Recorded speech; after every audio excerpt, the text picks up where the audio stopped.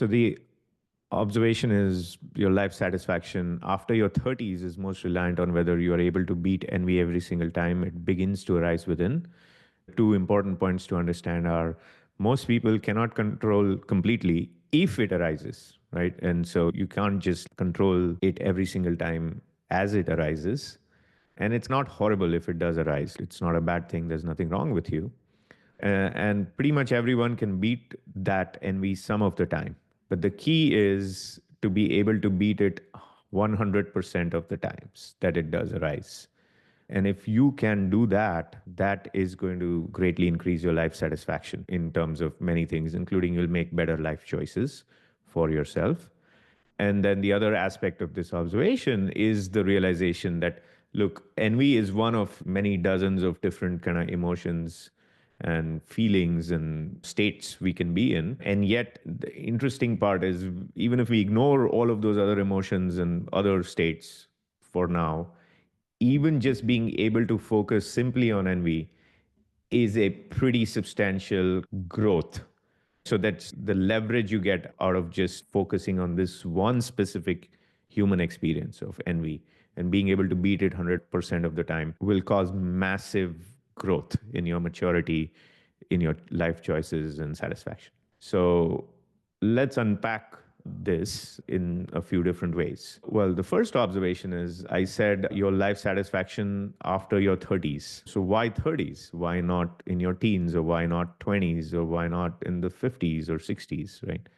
There is a reason for that. The observation is that there are some things that for most people are not a good idea to learn and internalize too early in your life. Okay. And this is one of those things. I would be honestly concerned if somebody close to me internalized this in their early 20s or in their late teens. The reason is simple, because these experiences such as envy, there isn't just all bad associated with it. There are aspects of envy that can, for many people, especially in their youth, can be a motivator to learn more, to achieve more, to make further life progress, to reach a stage where they can sustain themselves and those around them in society. If you choose to live in civilization and operate in civilization, all of those things are important. If, on the other hand, you choose to not live in civilization and you choose the monk life and you're roaming the jungles or whatever it is that you want to do,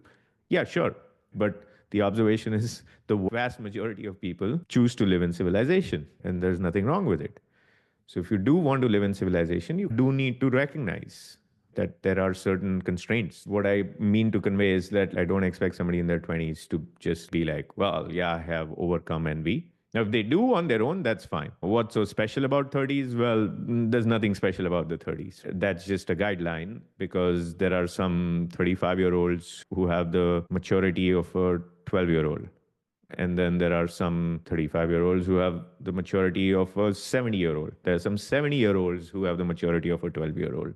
I'm talking about cases where it doesn't have to do with health problems. It's just they never matured. They never grew up. They're still babies, right? That happens. And there's nothing special about the 30s, but at least the assumption is that for most people by that time, they've been able to reach a stage where they have an appreciation for these things. They've been able to reach a stage where they have independently now sustained themselves in society. Presumably, they've kind of at least reached some level of security, being able to pay rent, being able to pay the bills, that sort of thing. So that's the first observation as to why that specific qualification. Second is it is very useful to be able to beat envy. But the reason I say you need to be able to beat it 100% of the time, that's a pretty strong statement. It's very straightforward why. The interesting thing with envy is if you cannot beat it, say once out of 20 times or once out of 50 times, which sounds like a great success rate. You beat envy 49 out of 50 times. But the one time you couldn't beat it, well, now you have a problem. Because the interesting thing with envy is when you can't beat it, you usually make decisions that can have an undesired impact on you for months, but usually years and decades. One example is, I'm happy where I am. Got invited to a friend's housewarming party. Went to the party.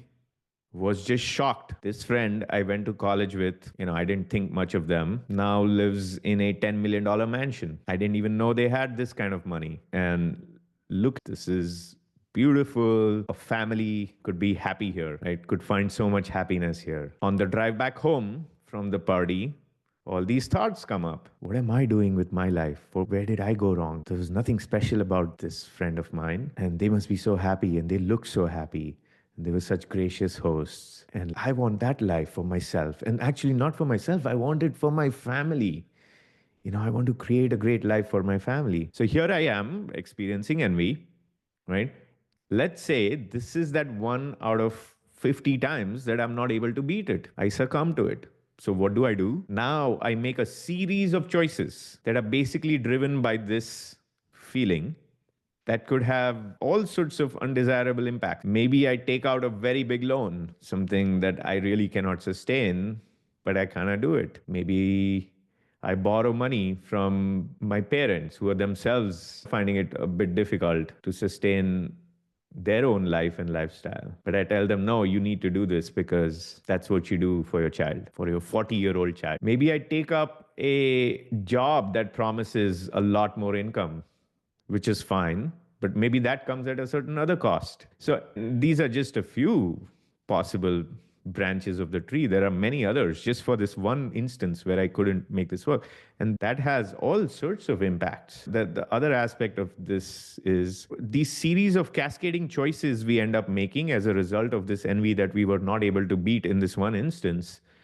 At some point, we get controlled by those choices. We've even forgotten why we made this choice in the first place. I have already forgotten that drive back from the housewarming party when I made this decision that I'm going to do something about my life. I want this person's life. I want this person's mansion. I want this person's zip code. I want their prestige or whatever the case might be. We have forgotten all of that. And now we are slaves to these choices that we made. And then naturally we are unhappy now. We have discontent right now. So what is our answer to that unhappiness? Remember, we've forgotten all the real reason why this happened. So what is the answer? Oh, that next promotion is going to make me happy, or this next milestone. So we basically fall prey to envy. We forget that we made a series of choices that were not authentic choices because of that envy. And now when we are faced with discontent in the present moment, we pick some other object, something external to us as the signifier of a better state of mind, better state of contentment, fulfillment, satisfaction. And we keep doing that throughout our life. We chase the thing. We might even get the thing and we feel happy momentarily. We throw our own housewarming party. Everybody says you have a wonderful house. We probably created, 3 other instances of envy as our friends are driving back. But the reality is the next day we are back. And if not the next day, the next month, we certainly are back to our own miserable selves because we haven't done any inner work. We're trying to work outside of us, but we forgot to do any inner work to actually get to a place of better fulfillment and contentment and tranquility. So that's another part of why it is important to be able to beat envy 100% of the time, not 99% of the time, 100% of the time. And then the other part is, okay, so how does one do it? And how does one do it? As I claim, you can do it in seconds. It requires training, but you can literally do it in seconds. Meaning the envy can arise and does arise. You do not get blamed for that. Don't beat yourself up for that. You're just human, right? What you can control is how you crush it every single time it arrives and how you crush it quickly. So what is the secret to be able to beat envy? There are 2 practical sort of steps here. One is you need to have gone through this experience yourself once, twice, 3 times. Like most people need to go through it multiple times, which is, ooh, I am missing this. Somebody else has this thing. I wish I had this thing. And if I had this thing, that would make me happier, better, smarter, more beautiful, whatever. We then achieve that thing. It momentarily gives us that satisfaction that we were seeking, perhaps that happiness that we were seeking, but it is shockingly temporary. Have you realized this in your life yet? Have you seen this in yourself yet? If yes, how many times have you seen it? And if you've seen it multiple times in yourself, what are you going to do about it? What are the assumptions you're making?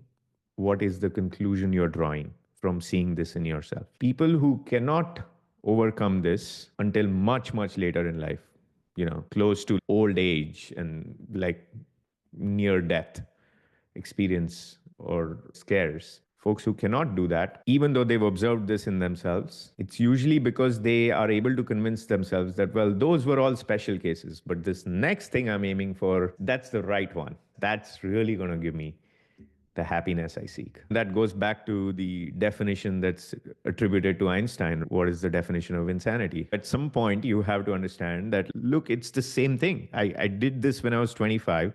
I did this when I was 30. I did this when I was 35. And I chased this great job that I thought was a dream job that would fundamentally change my career, make me happier, make me much more satisfied. And guess what? Here I am in that job. Actually, I even got a promotion and I am miserable on Sunday evening. So what makes me so sure that now this job at OpenAI is finally going to make me happy? Because the very job I'm in right now, I was pretty certain that it was going to make me happy and going to make me feel like $1,000,000 and make me feel like a success. My question is, how many times do you have to go through that in your life? That's for you to choose. It's a choice available to you. All I am doing here is providing a pointer, which is perhaps this is happening. Perhaps this has happened. How many times will you repeat this insanity? So that is one aspect of being able to combat envy fiercely. There's another aspect to it. The root of envy is actually that we are not sure who we are and who we want to be. We don't know our superpowers. We don't know our special talents. And so, of course, easiest thing for the human mind to do, which consumes a lot of energy, and it's trying to consume less energy. The default of the human mind is to consume less energy. So that's why we end up taking shortcuts. The easiest thing for the human mind to do when we don't understand who we are, when we don't understand our essence, what our superpowers are, is we look outside of us. We look at others. So that's the root cause of envy. Now, if you want to address envy at the root cause, the most important step you can take is to understand who you are and to understand what makes you you, what makes you special, what your superpowers are. And then devote yourself to excellence and flow in that. This is why this is a practical step, because I'm not talking about becoming a monk, relinquishing everything and like, okay, I'm going to meditate 20 hours a day. I'm going to sit on the floor and sleep on a mat. Sure, you can do that if that's what is calling you. My point is, you don't have to do that to be able to beat envy. You can still live in society. You can function in society. You can function with all the constraints and limitations that society imposes on you and still be able to beat envy. And the way you do that is there is still that identity. There is still the ego. We're not going to ignore the identity and the ego, right? We are not yet going to become one with the universe. We are still non-dual. We haven't reached enlightenment. But all we do is we recognize that we are committing ourselves to the craft that we can be great at and that we are getting better there and that we are getting world class there, whatever that means for you. So when you do that, you have basically changed that kind of reference frame. It's not about looking at somebody else and saying, oh, I wish I had what they have, because you now already have something that nobody else does. So when you reach that stage of self-understanding, of committing to that craft, of reaching excellence in that craft, the envy might still arise, but now you're doing a comparison, which is like, well, yes, sure, somebody else has something I don't, but I have chosen this flow and I've seen the rewards of this flow. So I will play and continue to play my game and I'll let them play theirs. That is how you beat envy every single time.